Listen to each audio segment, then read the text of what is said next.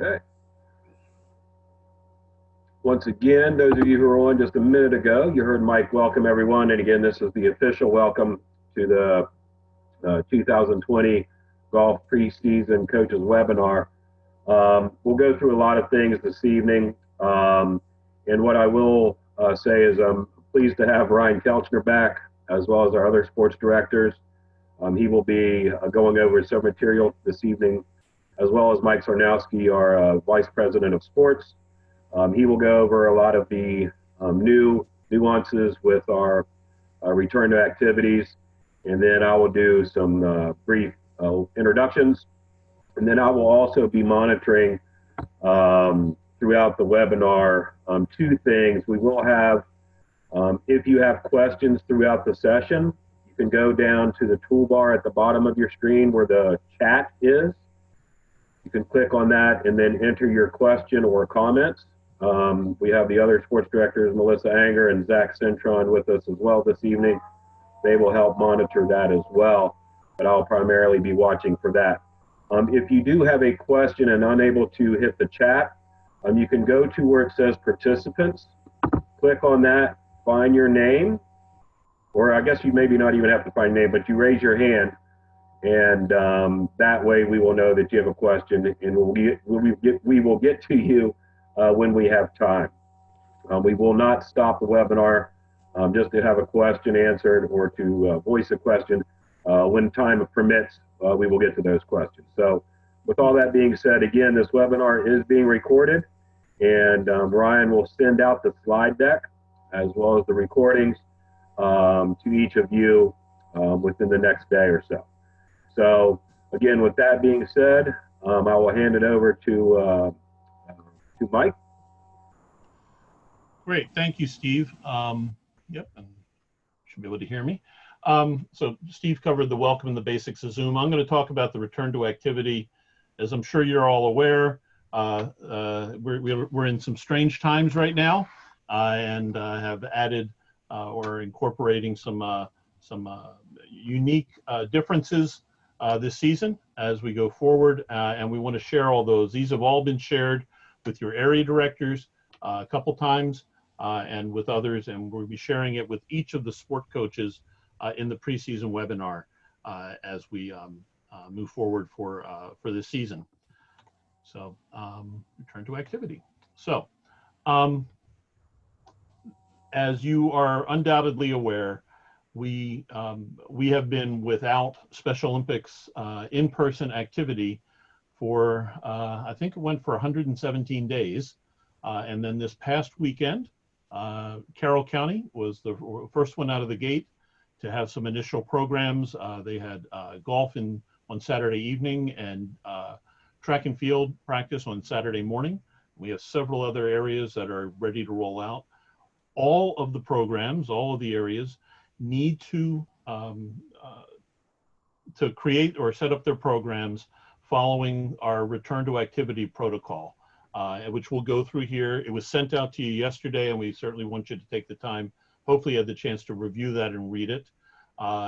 We recognize that it creates some unique situations that can create some unique challenges, but we're sure folks are able to rise to those challenges. I should also say this is not something that Maryland is alone in. All of Special Olympics around, at least across the USA, and then similarly, I believe around the world, is utilizing the same setup as we go through. Key to this is working with and coordinating with your area leaders. They have been aware of the situation and have gotten the most up-to-date information and are regularly getting updated and can be and really are your entry point. I would assume all of you as experienced coaches are doing that already. The other is the protocol that we're going to go over is not a recommendation. It is a requirement in order to have your program, to have any kind of a training program with that.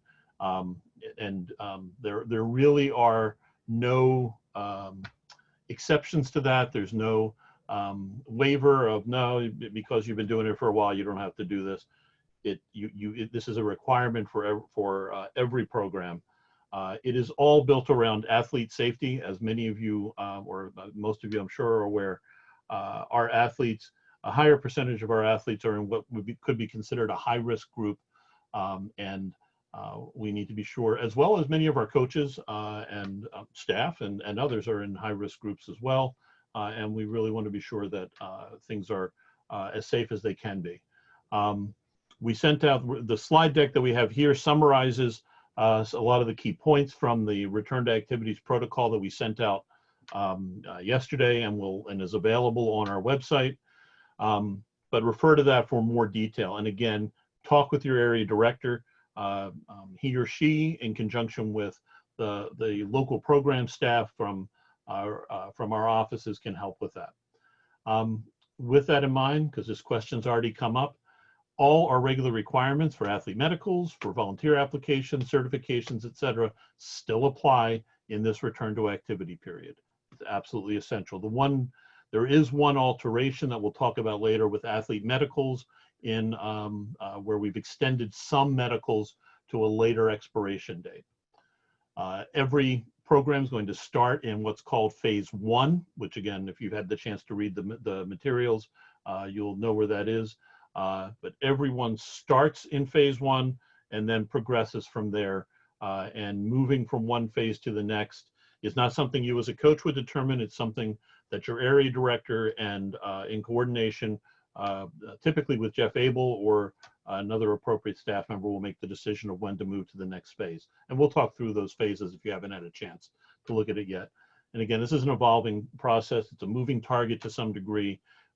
We think we're pretty well settled on where things are, but things will change. And in addition to our return to activities protocol, we need to factor in the requirements from the state government, the state of Maryland.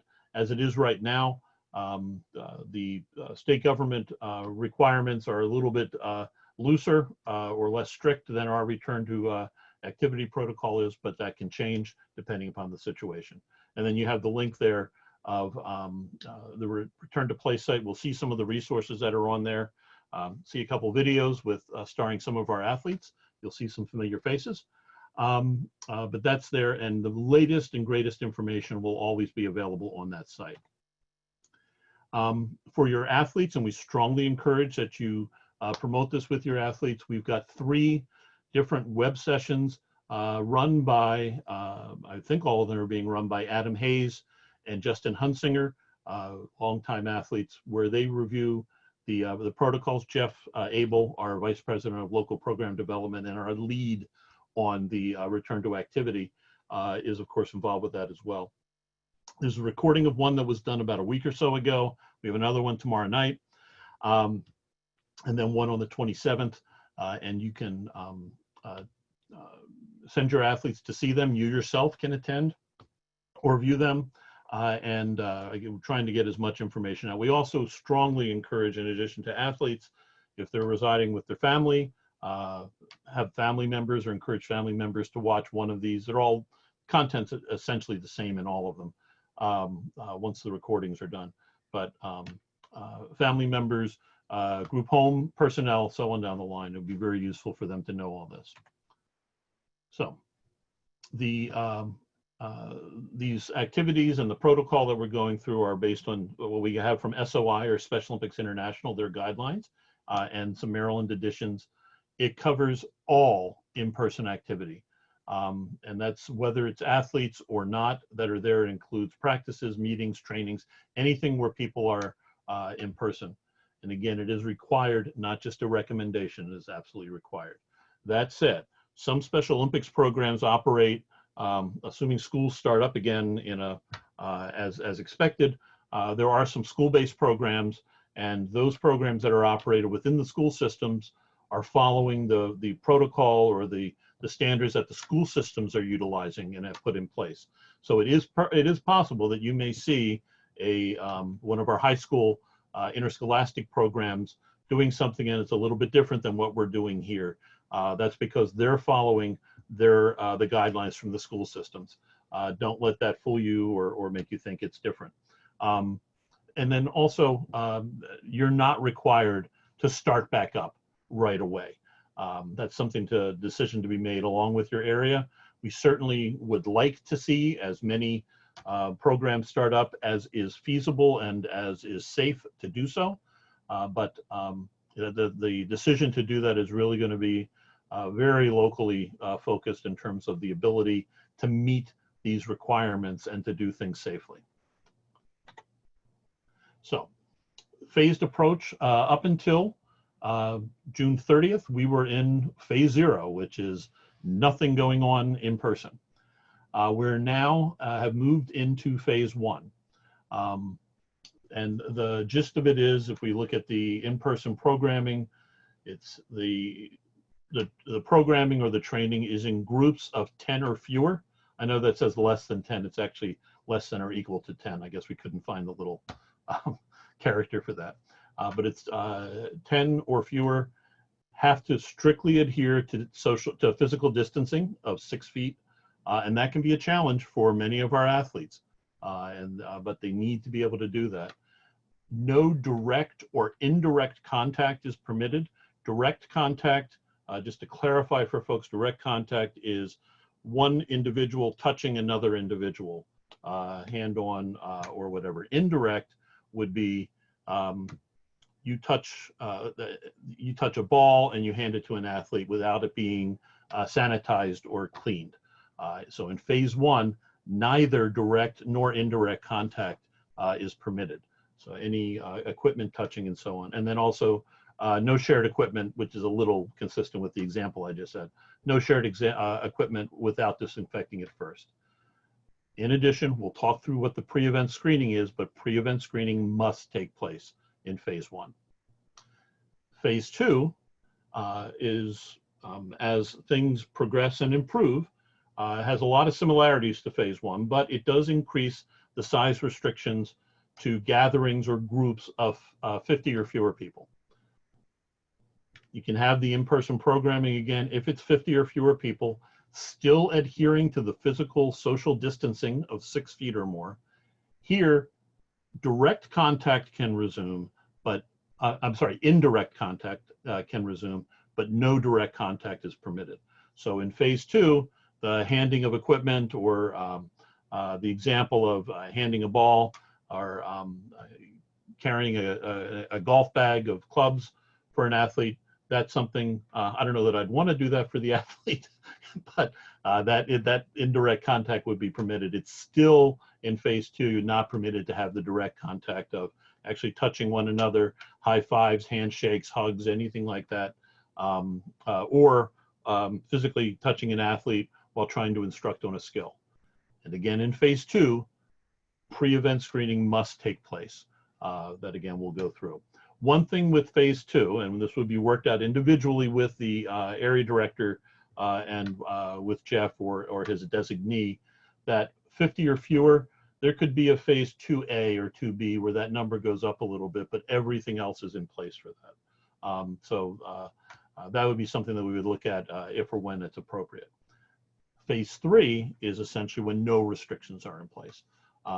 Again, large competitions can resume. Of course, we still want to be cognizant of safety and keeping track and keeping focused on the safety of the athletes and such, not do anything foolish, but the pre-event screening would not be necessary.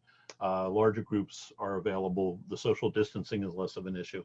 It's going to be a while, quite frankly, just be blunt about it. It's going to be a while till we're in phase 3. It's also the case that the entire state of Maryland, or all of our 19 area programs, are not going to be in the same phase at the same time. Some areas, again, since all of them, when you start your program, it's going to start in phase 1. Again, I mentioned Carroll County started this weekend.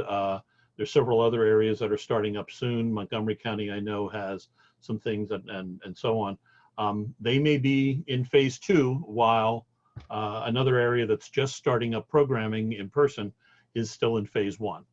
So it's going to vary. You'll see some differences with that. Again, those decisions in terms of what phase you're in are be determined by your area leadership, by your area director, along with Jeff and or his folks. So let's take a little poll here. or a question here. Ryan, can you pop up the phase one, the poll one, phases one poll? Doing it right now. Okay. Mike, I'm getting a notification that says I am logged in from another device. So my Oh, polling that's because session you're is logged in inactive. with me. Zach, can you try that since you're a separate co-host? Hey, just a quick question, Sure. Mike. This is Pence. It sounds like this whole thing is geared strictly towards skills.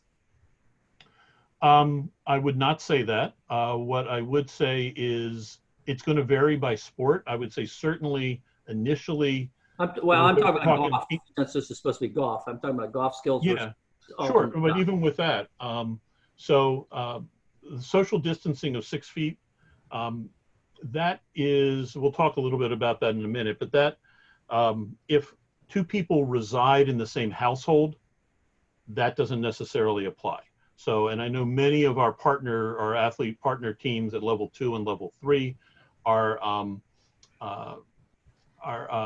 reside together, or family members and such. But it's not that they're family members; it's that they live together. So if it's say a mother and a son, and the son lives in a separate location, they still need to socially distance. They still need to stay distant by 6 feet. It could be that they walk the course. It could be because they wouldn't be able to sit in a golf cart together. It could be skills. It could be a level 4 or a level 5 golfer and such. It certainly could be a level 3, but that's walking 18 holes, which some of our athletes surely can do, but not necessarily all of them. So it's really looking at what the athlete as an individual is capable of doing, as well as what stage you're at and what you can do. But I would say certainly the skills component may, I stress may, be a little easier to implement. You still need to be socially distant. The 6 feet apart on that, and many of the athletes who are at the skills level may have some difficulty or greater difficulty understanding and grasping that concept and adhering to it. Like I say, this is not necessarily going to be possible for everyone to do, for every athlete to participate until we get to phase 3. Along those lines, though, okay, you're talking about a level, alternate shot partners, okay? Yep. Well, could a family member ride the cart with the athlete so that you got a non-athlete, driving the cart, and the playing partner either rides in another cart or walks? Assuming again the family members live together, or a family member lives with the athlete. That's what I'm saying, a family member that lives with the athlete. That would be consistent with the requirements. So that's possible. That's a great thought. Okay. I'm sure we're going to come up with lots of ideas. But let's, Zach, are you able to get the poll up? Is Zach still with us? Hey, Mike, it's Zach. Yeah. I cannot, because I'm also on the same thing. I'm logging out and hopping on a separate profile, which I will then be able to do polls. So you may want to skip this one, and we'll go to you. Okay, we'll come back to we had a couple polls with this. So maybe, hey Mike, I just launched it. I don't know why it let me do it, but I just launched it. Okay, I don't see it. Do you guys see it up? Yeah, I have it on mine. Okay. I can see it now on mine. Okay. So if you can, and I'm going to have to rely anger on you. Of course. So if you could you read the question? I forget what question I put in first. Which of the following would be permitted when a program is operating in phase 1? Okay, so there should be 10, I think, actually, items listed there, or maybe that's another question, but check off as many of those as you can, or that makes sense for phase 1 that would be permitted. We're not recording these. We expect people to make some errors. This is new information, but do that. Pence, let me ask you this question. On your screen, are you able to select them? Yeah, there we go. Okay.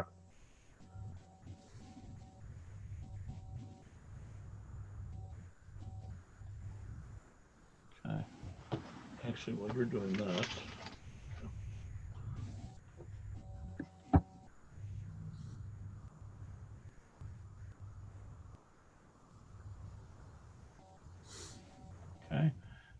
Anger, when we get to about, let's say 20 folks have responded, let's go ahead and shut the poll down Okay. and show the results.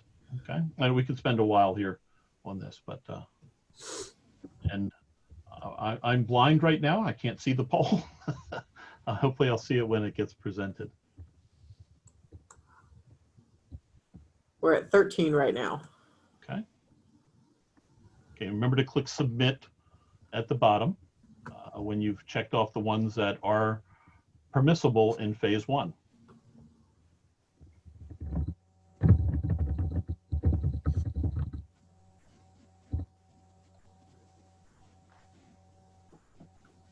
Okay.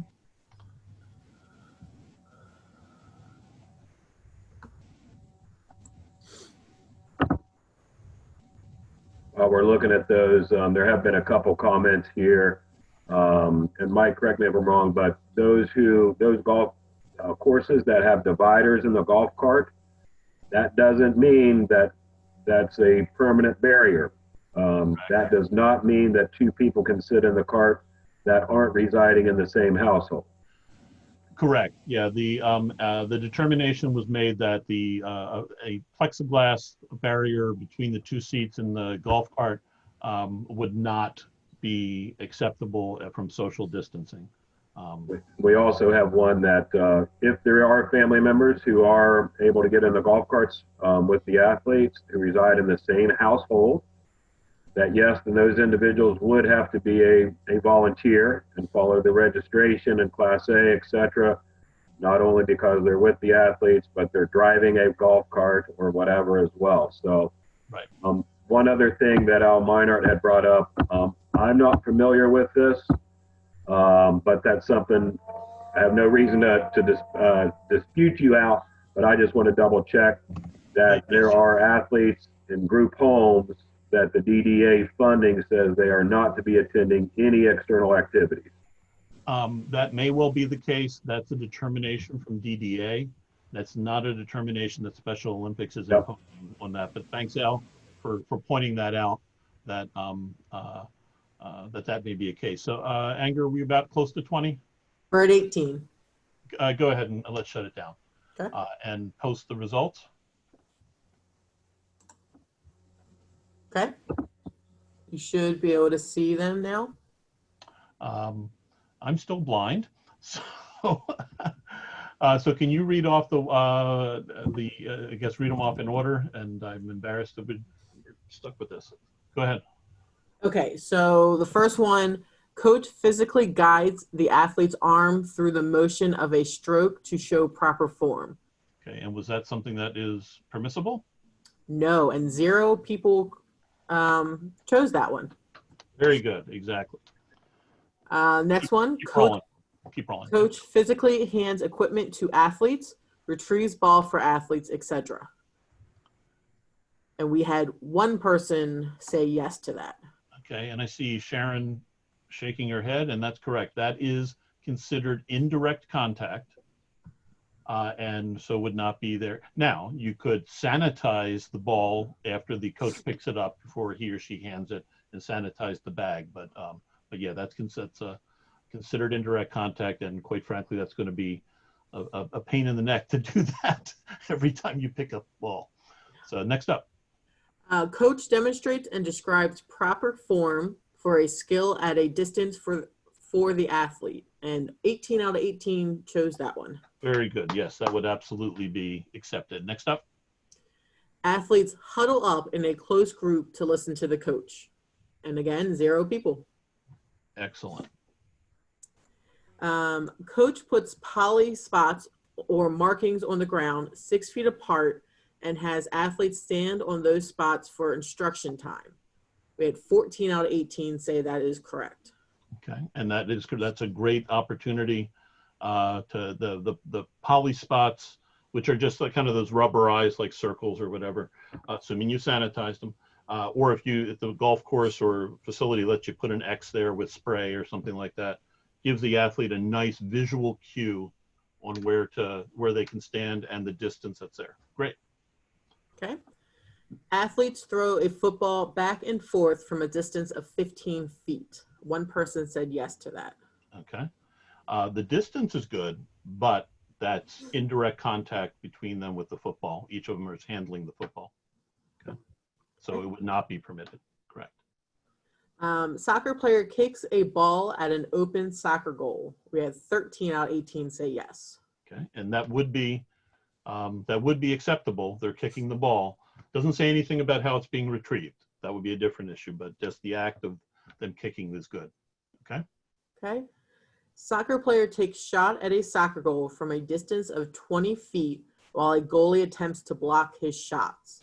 2 people said yes to that. Okay. And I realize this is a golf thing, but we're doing this for all the sports.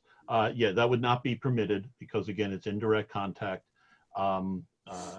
with the ball, and even if the goalie is wearing goalie gloves and sleeves, hit their face, whatever, it's still considered indirect contact.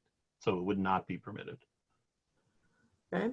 Soccer player takes shots at a goal from a distance of 20 feet while an assistant coach attempts to block the shots. Okay. We had 3 people say yes to that. Okay. It does not matter if it's an athlete or a goalie or an assistant coach. It's anybody. It's considered indirect contact, and you can't do it. So no, makes no difference that it's an assistant coach in there as opposed to a goalie. It would still not be permitted in phase 1. Okay. And finally, player throws 5 footballs at a target. Coach retrieves and sanitizes footballs, then hands them to the next player to take his throws. And we had 13 say yes to that. Yep, that would be acceptable because, again, they're cleaning or sanitizing the equipment between being touched by people or in that process. So okay, cool. Given our challenges, well, actually, go ahead and throw up poll 2, which is a little quicker. The only problem with that last one is that it says that the sanitizes it and then hands it to the athlete. I don't think that's indirect contact as far as I'm concerned. Okay, we'll rephrase it, but I mean, yeah, I mean, if you put it in a bin and they were able to pick it out of there or something like that, I mean, I know it's nitpicking, but No. Hey, that's an excellent point. It really is. I'll rephrase that for the next batch, but yeah, that is and very good to pick up on that. Again, it's even though it's been sanitized, if they're then holding it, yeah, that would be so. Okay. Actually, Anger, let's. I'm looking at time. Let's skip that second poll. Okay. So folks are doing well on this, and we'll go forward. So I'm not going to go through all the stuff on here. You have it. You'll get this slide deck. Actually, you got a portion of this slide deck last night, and this is also contained in the return to activity or return to play protocol. But it gives you a nice breakdown of some various components within phase 1, phase 2, phase 3. And we'll certainly open up for questions later as well. So it's just split across 2 slides. So again, everybody starts in phase 1. That's going to be a minimum of 2 weeks. So I mentioned, I keep picking on Carroll County, but they're first out of the gate. So not picking on, but talking about. So Carroll County started this past Saturday. They're going to need 2 weeks in phase 1 before they can even consider being moved up to phase 2. Doesn't mean that immediately upon 2 weeks being done that they do. It'll be looked at, are they able to comply with the protocols?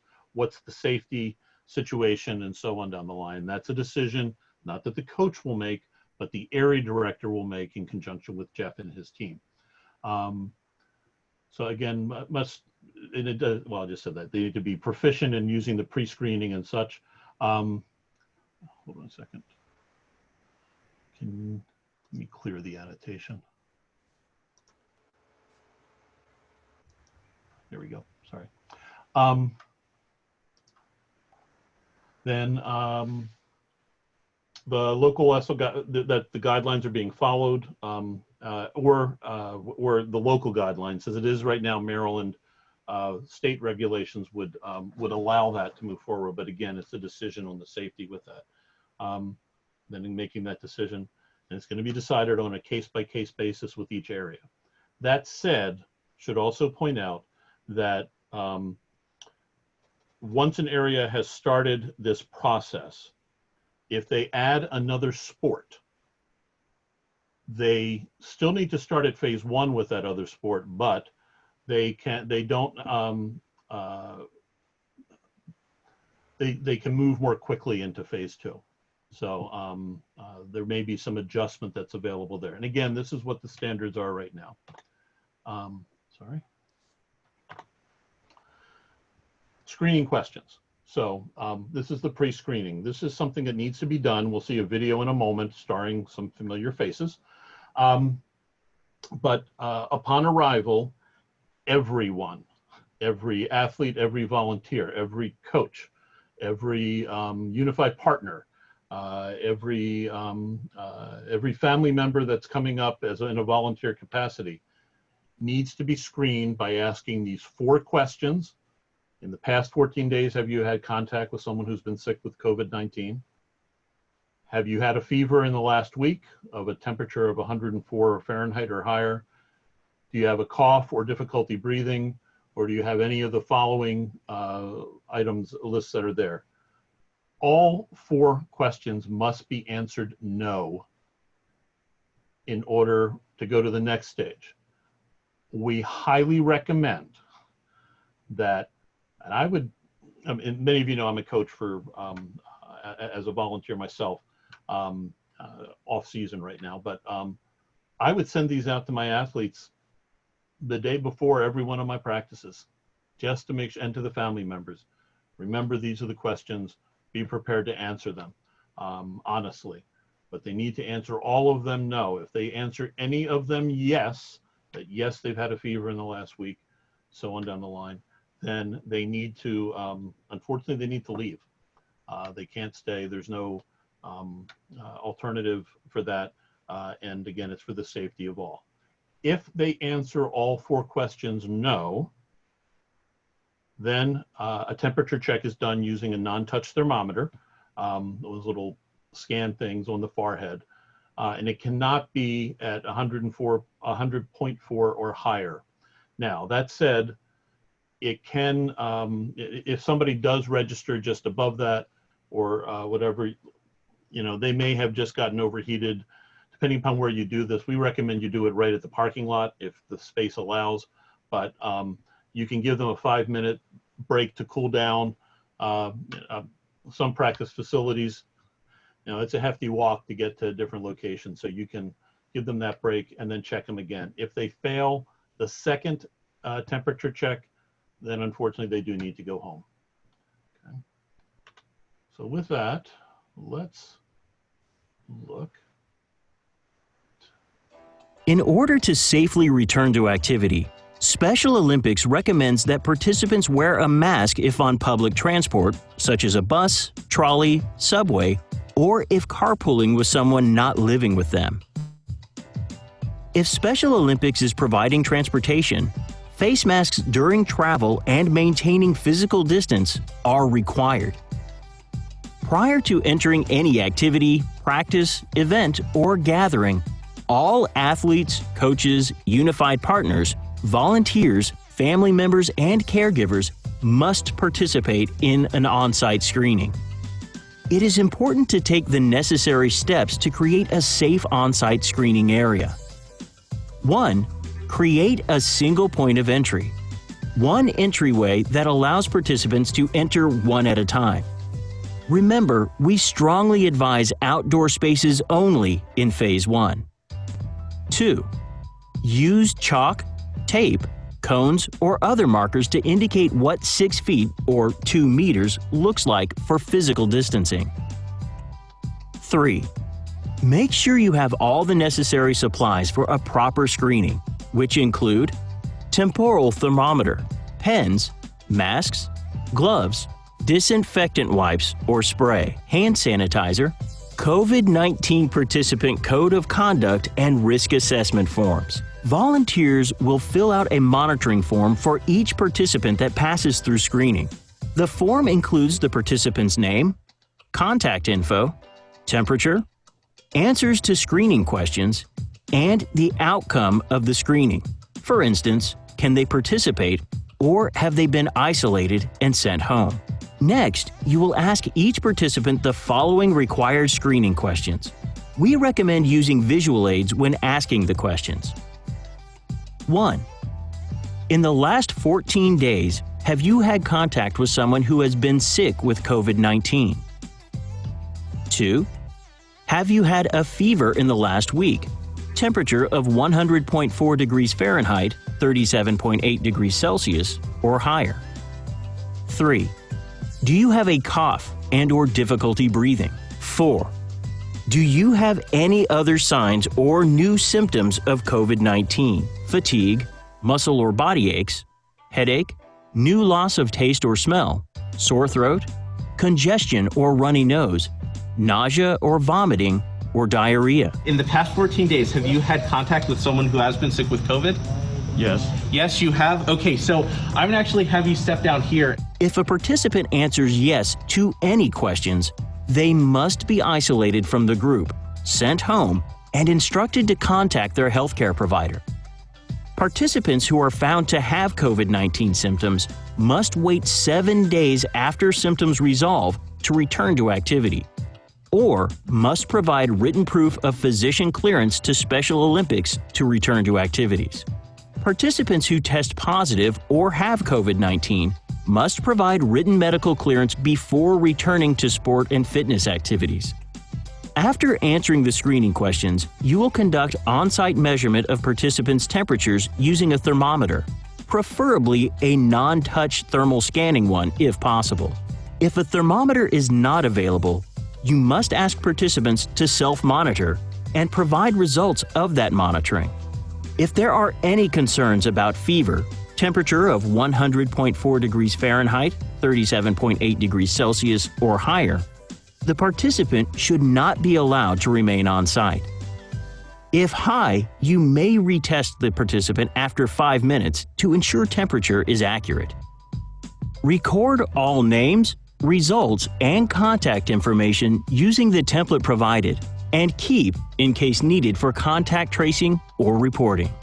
For more information on Special Olympics Return to Activity Protocol and safety guidelines, visit resources.specialolympics.org or consult your local program. Okay. Sure you saw some familiar faces there, but hopefully that makes the point with that. That video is available on that Return to Play site that we saw the link from before. And going forward. So we talked through if there's a failed screening. This basically just summarizes what was just covered in the video. And then the practice log, we'll send a copy of that out. Or Ryan, you may have included that in what you sent last night, I'm not sure. But we'll certainly send another copy of that out, and that's also available on that Return to Play website. You must use that template. This is not something where you can just make up something that's easier so that you have it. And it has to be done for each person at each event, and then can be scanned by your area leader. Basically, it gets sent into headquarters, much like a medical or a volunteer application, et cetera, the same basic process with that. You as a coach don't really need to know the specifics of that process other than getting that information, getting that form to your area leader who will handle that. One of the things that was mentioned there is the acknowledgement of risk. There's a form, again, it's in that Return to Play document PDF that Brian sent last night and we'll resend and is available on that site. Every person participating must complete this. It's a one-time thing. At this point, there is no expiration date. Don't anticipate that changing, but don't want to guarantee it won't. But it acknowledges that that they understand the risks that are involved, particularly those folks who may have a high risk situation to keep themselves safe, and that they may be asked to leave. Again, it's everybody, it's athlete, volunteer, coach, so on. I would recommend with this also, you send it out to your athletes ahead of time, particularly given that many of your athletes cannot sign it by themselves or cannot sign, they're not their own guardian. So send it ahead of time, potentially even collect it ahead of time if you can work that out, and you have it and you know what you need. But it's athletes, volunteers, coaches, attendees, a family member who steps in to assist, all of them would need to complete that. For that reason also, I recommend having ample copies available on site at your practice so that they can be filled in. Don't worry about the K driver tracking in GMS. Again, your area leaders will handle that. So in terms of training your athletes, I mentioned about the interactive webinars for the athletes, and the recording's not interactive, but the webinars themselves are. That's also available for family members.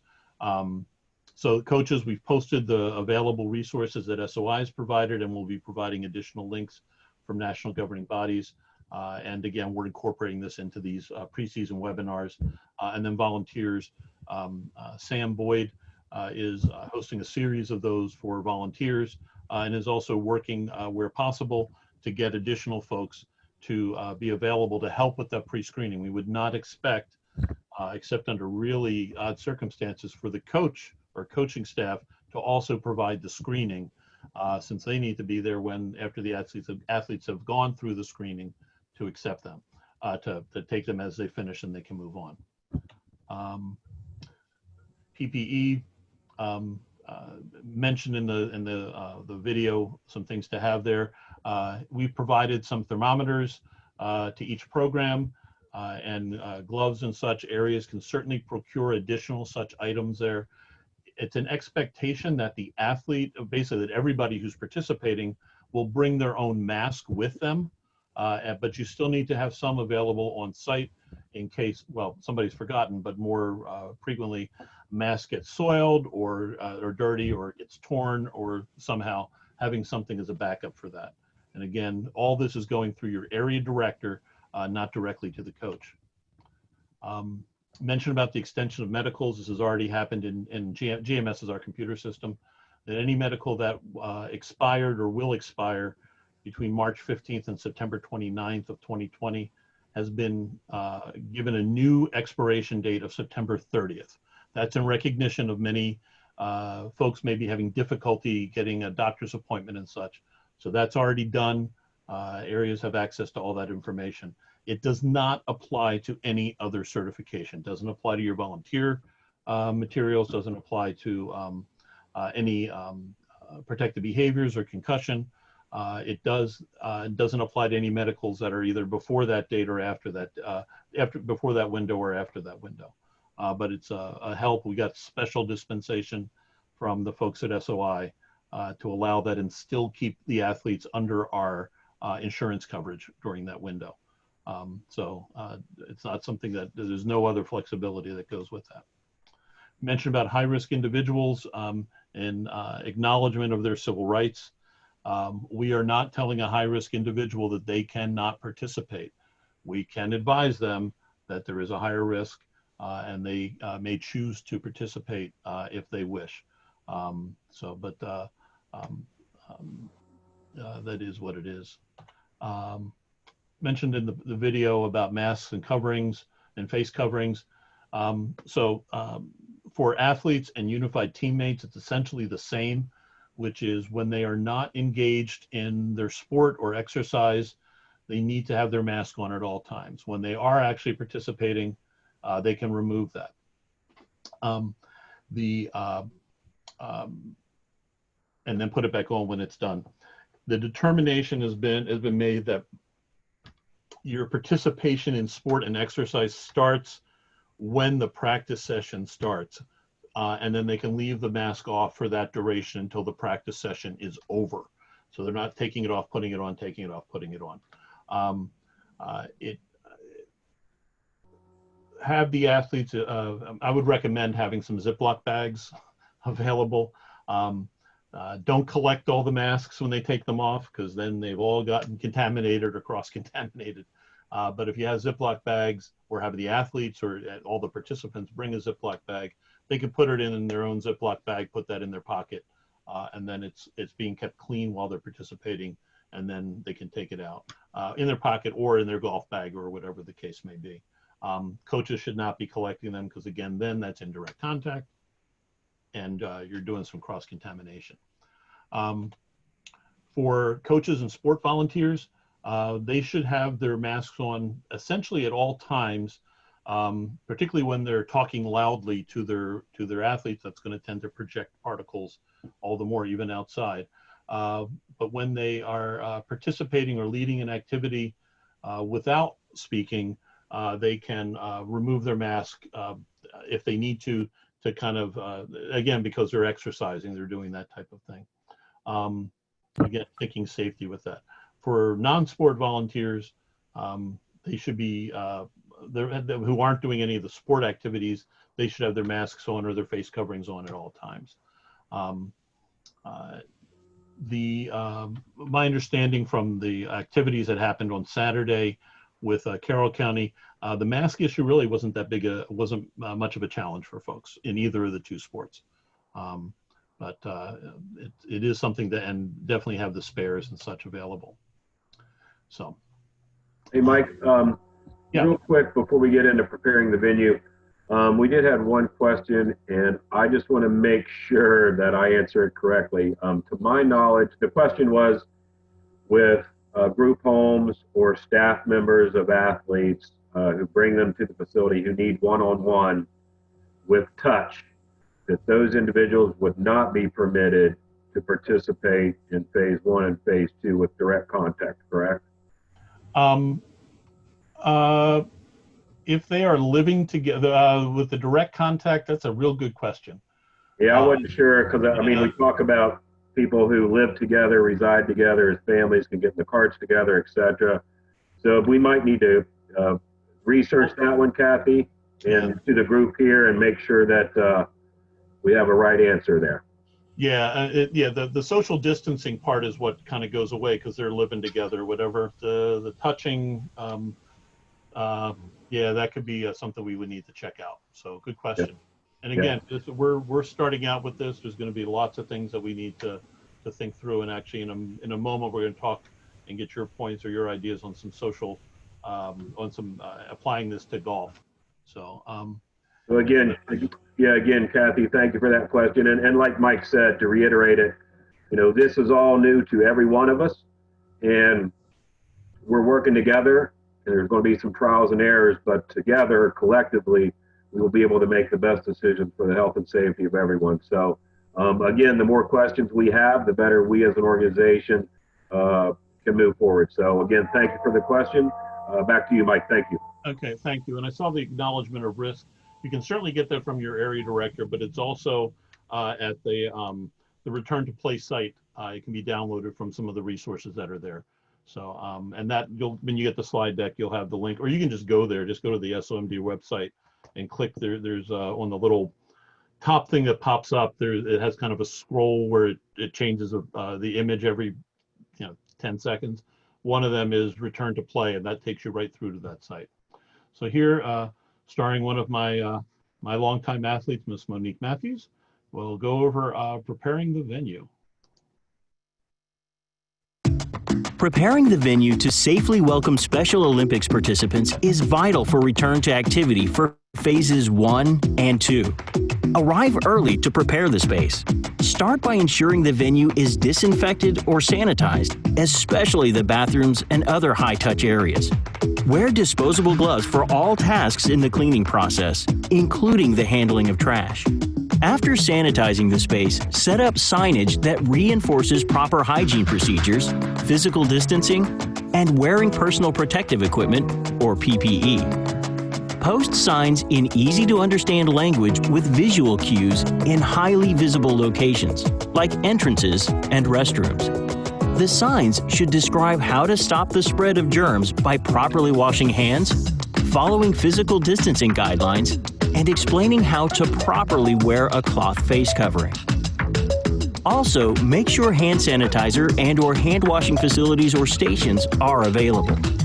Lastly, set up a single entry with screening and a single exit area, which means there should be one entrance into the venue and one exit out of the venue that allows participants to be at least 2 meters or 6 feet apart.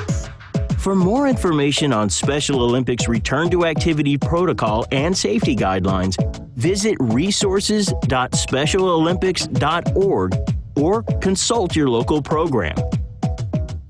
Cool. And let's do one more. There's one more video, and then we'll open. Preparing the. We'll open for some questions on this.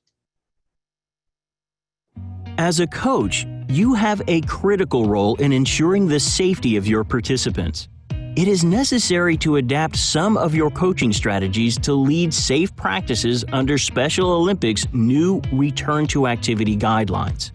Before each activity, communicate the need for high-risk individuals to participate at home. And have all participants complete the COVID-19 Participant Code of Conduct and Risk Assessment forms. Forms may be tracked in GMS if the program would like. During practice, it is important to maintain physical distancing of at least 6 feet or 2 meters between all participants. To do this, place markers on the ground to indicate what 6 feet is and have extra volunteers to remind participants to maintain their distance. We know it is difficult, but to ensure the safety of everyone participating, there are no fist bumps, high fives, hugs, or huddles right now during this COVID-19 pandemic. You can still support your friends and teammates by cheering each other on. All participants should come to the activity with their own supplies and cannot share masks, water bottles, towels, or uniforms. In Phase 2, the use of shared equipment is allowed, but should be limited. All equipment will be disinfected between each use. Wear face masks throughout activities, including arrivals and departures. Do not touch the outside of the mask. Do not scratch or touch your face. Masks do not need to be worn during active exercise. However, if sneezing, coughing, or yawning without a face mask on, participants should cover their faces with a tissue or elbow, not their hands, and throw away any tissues and wash their hands immediately. Throughout the activity, use verbal and visual signs to remind participants about hygiene, standard infection prevention, physical distancing, and use of personal protective equipment, or PPE. For more information on Special Olympics Return to Activity protocol and safety guidelines, visit resources.specialolympics.org or consult your local program. So, questions with that? Anything that we've covered so far with those? We're going to talk next about applying some of this to your golf program, and then we'll hand it off to Ryan. But anything that you need clarity on, and tonight is not the only time that you can ask questions, certainly. This is Chuck Helmuth. I have one. Okay. It says contact the healthcare provider if you notice certain things. What does that mean? So, have the family member or the athlete. You're not you directly contacting the health. That you as a coach contacting the healthcare provider. That's what it says, and you might want to change that in the video. That's what it says. Okay, that's a good point. Thank you. Also, 6 meters and 6 feet are 2 meters and 6 feet are not the same thing. They're close enough, though. Okay. They're close enough. You're right. It's off by 6 inches. So 6.72. Yeah, that. And the guy doing the poly spots in the video, he's doing 6 yards instead of 6 feet. Well, it's within that, so we can be picky. So I appreciate that. But any other questions? I did want to acknowledge that the folks that are in the video, they're all Maryland athletes, and that those videos are being used nationwide. So we lucked out and have the several stars, including Mr. John Bogaski, who's will sign autographs as needed. But any other questions on this, Beth? Are we required to clean the bathrooms at these public facilities where we practice?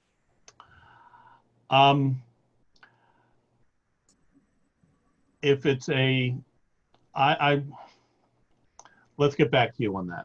So And then my other question is, you guys need to come up for a plan for those people that are hearing impaired. I know one athlete that can understand sign language. The mother can read your lips to translate back to the daughter. And that has worked in some sports, but in sports where the mother needs to be able to read the person's lips so that they can get back and explain to their athlete, their child, whatever, that there's issues. So you might want to give some thought to what the state's protocol is going to be on that. Okay, well, and it wouldn't just be the state, it would be, again, nationwide on that, but thank you. That's definitely something to consider. Okay. Yeah, I guess I just had one question on, that list of if they have any one of these things. And the two things on there that kind of bother me are diarrhea and nausea. You could have that because you ate a bad taco the night before. You're right. And I, that I would say if they've had this going on for, extended period of time, I mean, that's a tough one for me. I realize that seems to be a general statement, but it seems to be very ambiguous at best.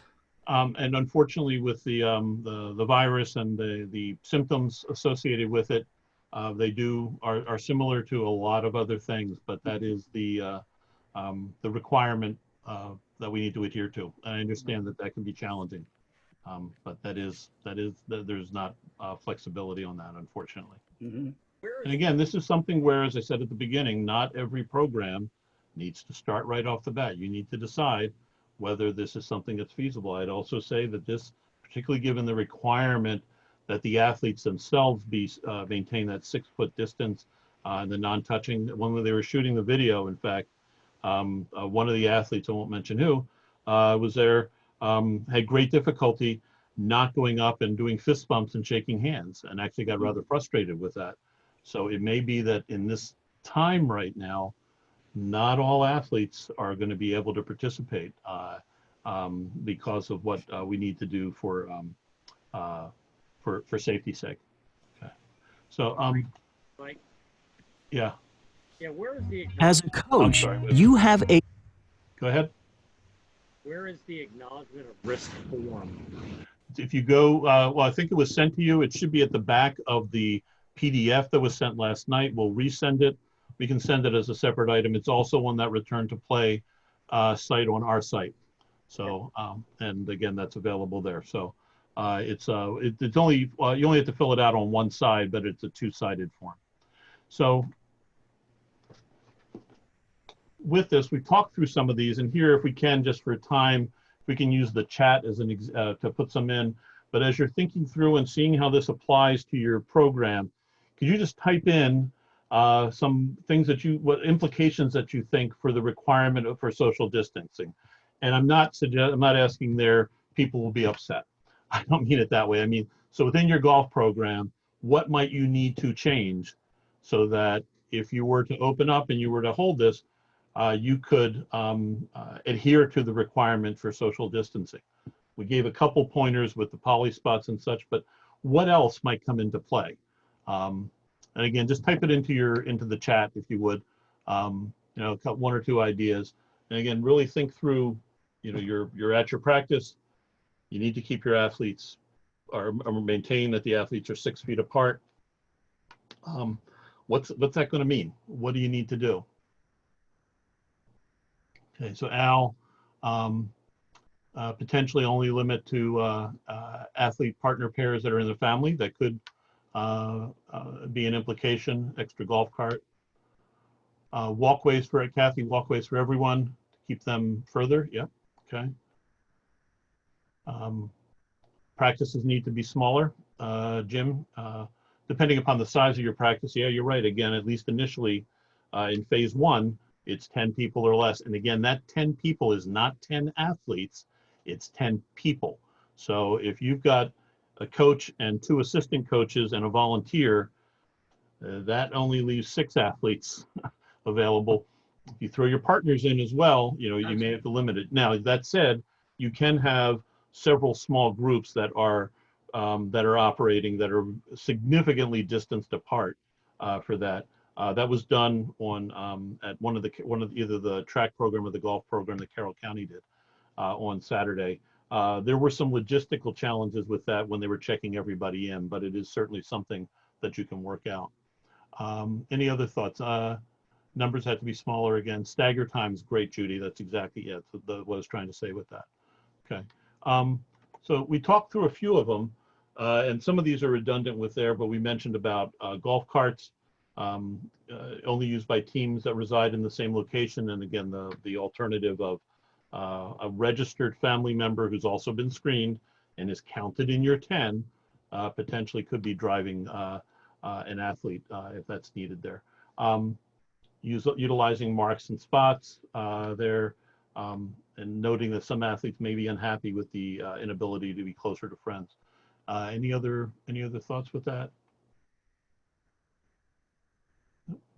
Venues, good point, Al. Venues are restricting the numbers. Ryan was talking with the folks over at Queen Anne, or not Queen Anne, Queenstown, and they noticed that there's increase in individual numbers with that.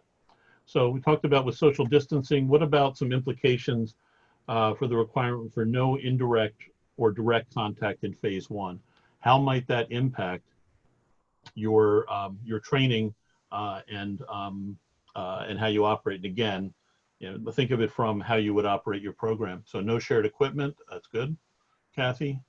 I'm going to use as an example. This is a little leading, and it's a different sport, but many of you can appreciate it. So, by the way, Jeff Abel, if you didn't know him, he's the guy who was cleaning the door handle of the bathroom and all that.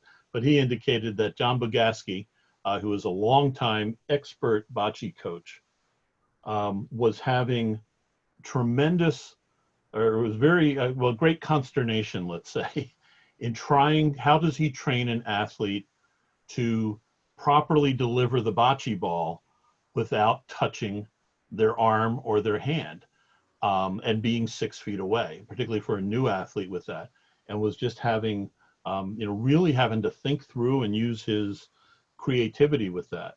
Similarly, you'll be encountering that. I mean, a lot of golf instruction, at least the stereotypical stuff that I've seen, it's, holding the athlete's hand or guiding them with that. So yeah, some good points that I see in there, but some in addition with that. So you got to be creative to avoid the indirect contact. Athletes carrying their own equipment, and athletes retrieving their own putted balls. Let me go to this.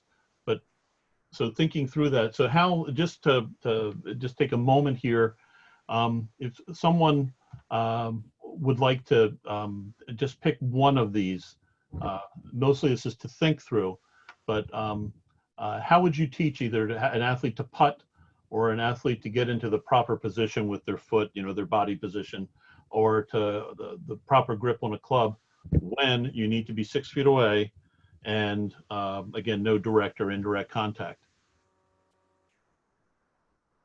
It's a tough one.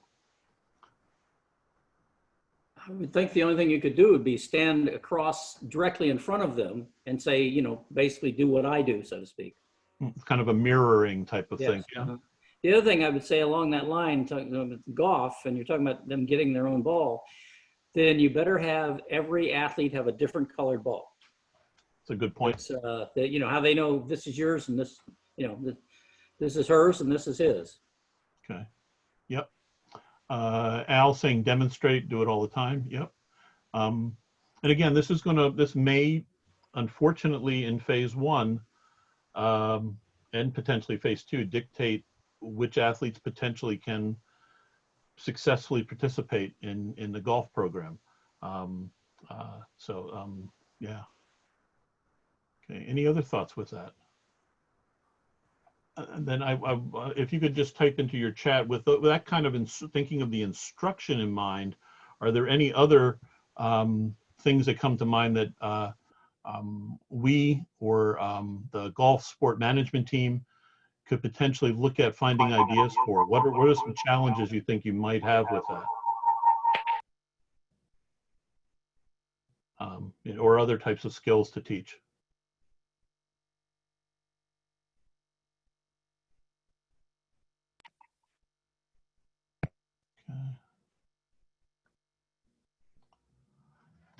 see any.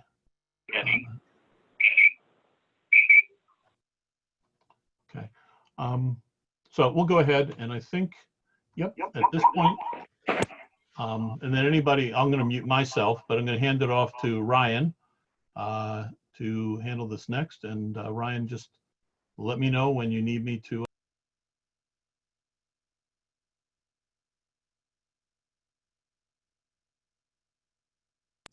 You're muted.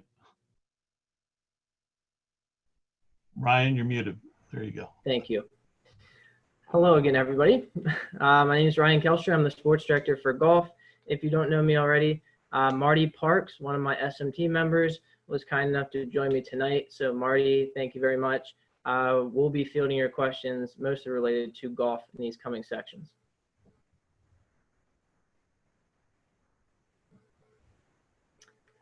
So as a reminder, before we even go over this again, this reminder is still in effect even in our current situation. No athlete or volunteer may participate in any manner without a valid and current medical or volunteer application. So again, if you have parents that are helping athletes, hands-on, anything like that, they will be considered volunteers, and they need to have that form filled out. So this is a chart that everybody should be familiar with. As you'll notice in red, the Acknowledgement of Risk form is for anybody, an athlete, all the way up to a head coach. As Mike said, those do not expire, and send those out to your athletes ahead of time. That would save a lot of time on site, so you can keep all that time for practice.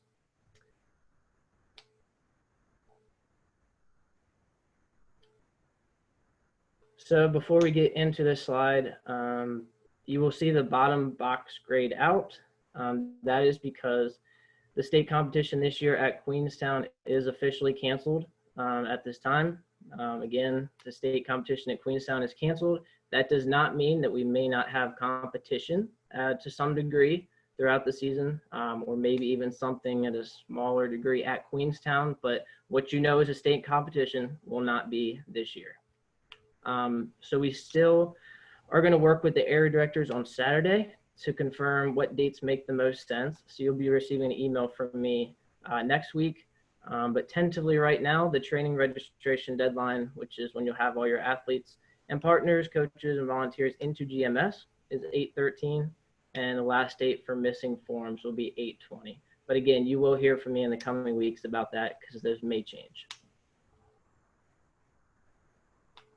And then just to chip in here, Ryan, the Queenstown date, we are still holding currently on the 27th of September, as Ryan indicated, that there may be something we do at Queenstown. It may just be upper or lower shore at Queenstown, whatever. But again, to be determined, but we are still holding that date with the possibility of something occurring. Yeah, and we have a couple area directors on here. One of the things we'll be doing on Saturday is really exploring what type of competition opportunities we can have with the support of headquarters and moving forward. So we're really looking forward, not just for golf, but for all the sports, to finding some creative ways or some alternatives to have that competition that meet all these different requirements.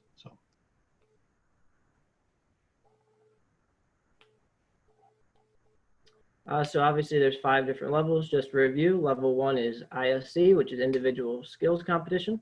Level 2, alternate shot, 9-hole unified. Level 3 is 18-hole unified, alternate shot again. Level 4, individual 9-hole, and level 5 is individual 18-hole. So here, I'm not going to read through everybody for the sake of time, but here's some of the people on my golf management team. We have a meeting scheduled this coming week, or this week, to go over what stuff may look like virtually, some online training opportunities for coaches. That meeting might get moved, but these are some members that make these seasons successful. And to anybody who may be on the call that's on this list, thank you very much. So I'm not going to go over this side because qualifying for the state competition at Queenstown is not going to happen. If that's okay, Mike, unless you want me to review it just in case we do something different. All right. So I did want to include the rules reminders for the pitch shot because that rule changed 2 years ago. So I just want to go over some of those details here. The target area shall be a circle, which is a 12-meter diameter. You'll hit the ball from 1 meter out, and the barrier is 1 meter high, and you'll shoot from 5 meters out. The distance from the 1 meter high barrier to the target shall be 5 meters, as we said. And the athlete will get 5 attempts at that. And just as a side note, you should try to have that on an area that's not around a bunch of other athletes, because the balls do tend to go places they don't plan on going sometimes. So for the scoring here, you can score up to 4 points. The athlete, again, gets 5 shots to do so. So for 1 point, they will receive that for just striking the ball.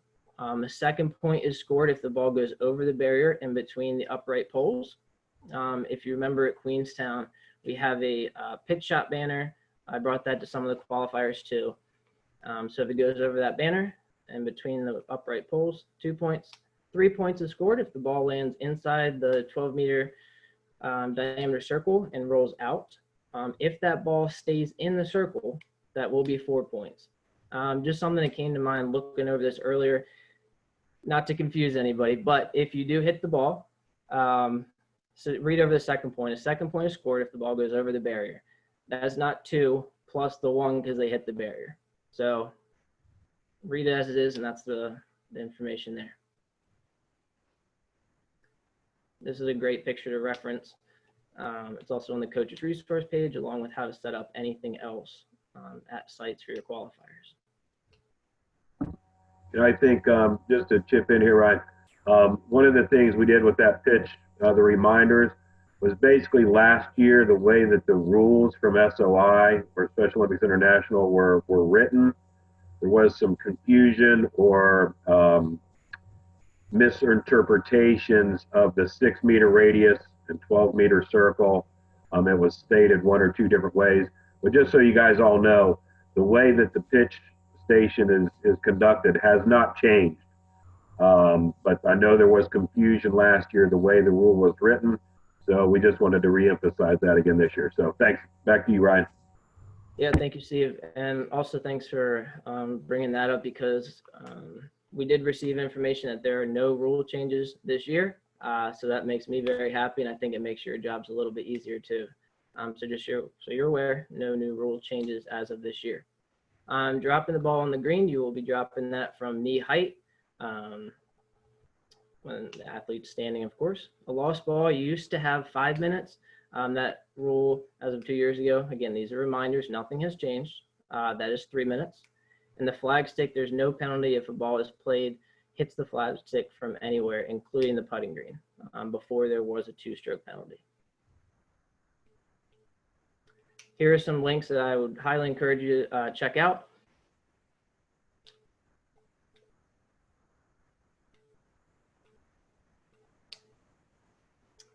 And for some more questions, please don't hesitate reaching out to me. Phone is probably best if it's a longer conversation, just to save some messages going back and forth. If you are a new coach, I would love to talk to you, kind of get you up to speed, because this is more of a condensed version due to all the different information we had at the beginning here. And as always, please check out the coach's resource page. We try to do our best to keep that up to date. There's a lot of information there. So here's where you can find the other sports directors. As a reminder, Zach covers swimming, kayaking, cycling, bowling, and snowshoeing. And if you have any questions regarding cheerleading, softball, flag football, tennis, soccer, or basketball, that will be Melissa Anger.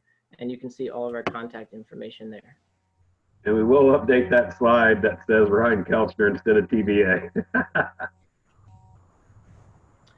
Well, Ryan, we've been meaning to talk to you about something. So see Steve and I in the morning. Okay? I apologize for that, Ryan.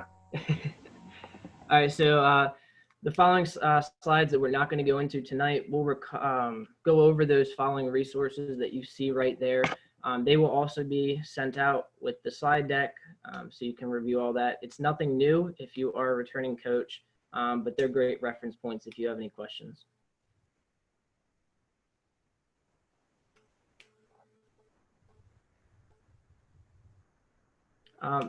And Mike, if you don't mind, before we get into this, I just want to say, that I would like your guys' opinions because we have how much time do we have? Maybe a few minutes. Yeah, we're slotted to go to 8:30, so Yep. you got about. Not that we need to spend all that time if we don't have questions. Yep. If you go to your participant section, as Steve was talking about earlier, you can kind of give a check yes or no button to this question. I was thinking about hosting something maybe a week or two from now. Get as many coaches that are interested together to kind of talk to each other about what's been going well, what hasn't been, any struggles that you feel you might be able to help people out with. Do you think that would be worthwhile? If you do, go ahead and check yes. Again, you'll go down to the bottom of your screen and there'll be participants and check yes or no. Again, it's not holding you to this. It doesn't have to be every week. I kind of just want to do it, feel it out, see what it looks like as we go. So a lot of yeses are coming in right now. Yeah, good idea. There's no no's currently. So we will be in touch past just the distribution of this webinar along with the information, and we'll get that started. And I think it would be a huge help. Yep. So I will open it up at this time to questions. Okay. One thing I know that I think it was Beth asked earlier about which counties are doing what. And again, those are, we have collected that information. We're getting updates and we'll use that with the areas on area leaders on Saturday.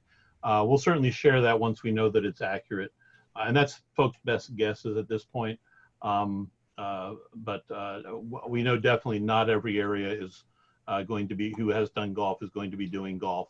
And some of those that are doing golf are maybe not doing all levels or are putting number restrictions and so on down the line. So please, I'm hoping all of you have contacted your area directors, but we'll talk through with them and see what the plans are as far as that goes.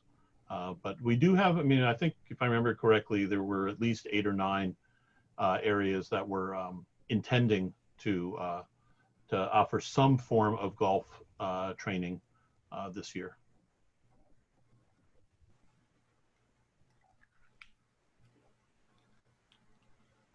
And like there, so Sharon indicated that Upper Shore is not doing skills. Yeah, skills for other sports like soccer and maybe flag football might be easier to do. With golf, yeah, that's going to be a challenge. And that's not to talk anybody out of it. But yeah, I can see where that could be a concern. Okay. Any questions on or any concerns of that, again, either we or Marty or your fellow coaches here could potentially help you with in terms of how can we do X, Y, or Z in your training program? This is a lot to absorb.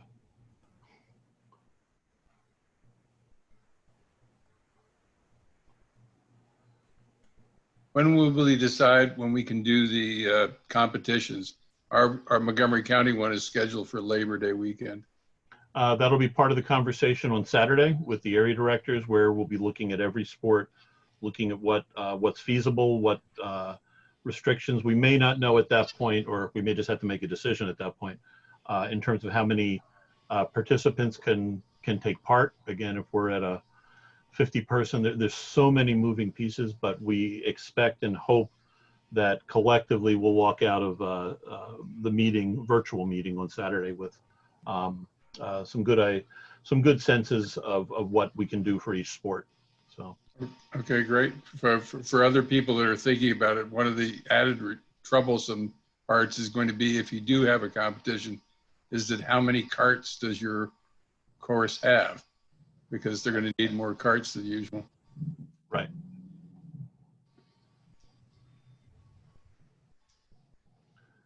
Can anybody hear me? Hey, Marty. I can hear you. Yep. I mentioned to Ryan the other day, the Merrill State Golf Association has about an 18-page. They're just starting tournaments in about 2 weeks, and there's all sorts of. We had one meeting. How do you handle the scorecards? The pins, the flagpoles, how do you do? They don't need to be touched. The rakes in the bunkers. And it just goes on and on. You know, now this is with people who are not special needs. and are experienced players in most cases. So it can be done, but there's just a lot of little things that that have to be addressed. Yeah, Marty, that actually would be really helpful for coaches as well. Even, I realize you're saying that's for tournaments, but there may be some ideas in there that could be applied to a training. Absolutely. Yeah, that's fantastic. Thank you so much. Mm-hmm.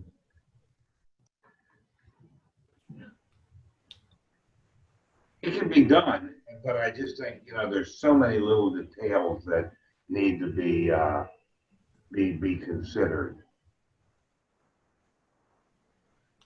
But Brian, I think maybe a good start is, Brian, I'll give you a call tomorrow, and I can give you who to get in touch with at the Maryland State Golf Association, and we can start to talk through some of this stuff. You told me you were taking me out to lunch, but Yeah. I guess we'll do a call instead. Well, McDonald's is open till 11. I'll talk to you then. Thank you, Marty.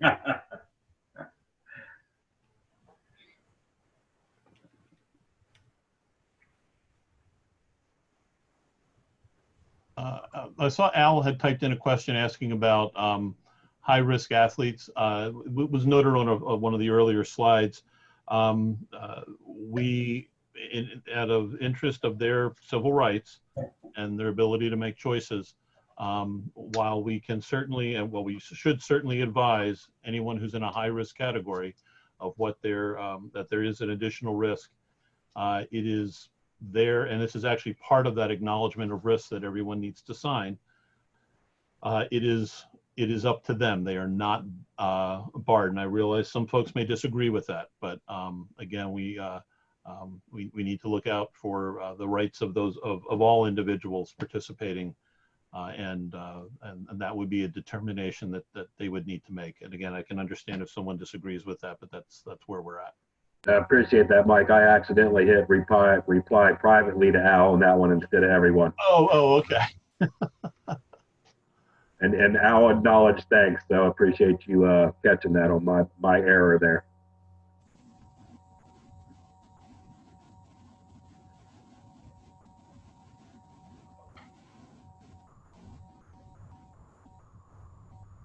Again, one of the things as we have some time here, you know, as Ryan indicated, do not hesitate to call or email Ryan with additional questions that you have, whether it's leading up to your first practice, after your first practice, after your first 3 practices. You guys who are in partnership with your area director, able to start something with golf, these are going to be the lessons that others can benefit from, and we will share with, whether we put it on the coach's resource page with golf, but lessons learned. And you know, Ryan had said that, you know, all of this information is we're learning as much as you guys. We will be out at some of the practices and making spot checks and checking in with you guys and seeing how things are going. But we really rely on you guys to let us know the lessons learned. So don't hesitate to continue to ask questions, to continue to share good practices for the good of the group.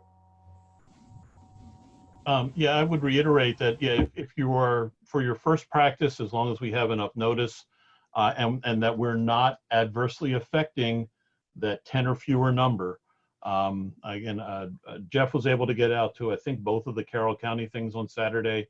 Jim made it out to one of them with some of our other folks here. You know, if that's something that could be helpful, but again, it would count towards that maximum group size. We'd be more than happy to see what we can arrange with a little bit of notice. You know, we truly are from headquarters and are looking to help. That's not the punchline of an old joke in this case.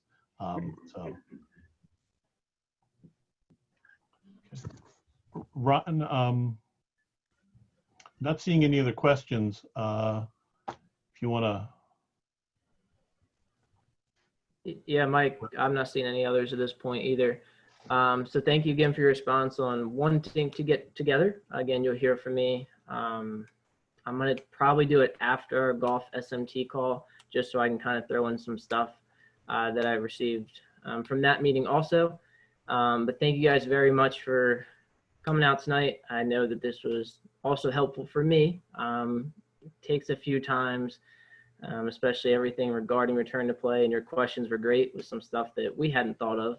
We'll need to make better in the future. So thank you guys very much. We will do the best we can to provide the athletes a safe opportunity this year, along with your health and everybody else's in mind. So thank you very much for being on tonight. If you have any questions, call, email. I'm here to help. Thank you, guys. Thank you, everyone. Yep. Thank you, everyone. Appreciate it, Marty. All right. I was here.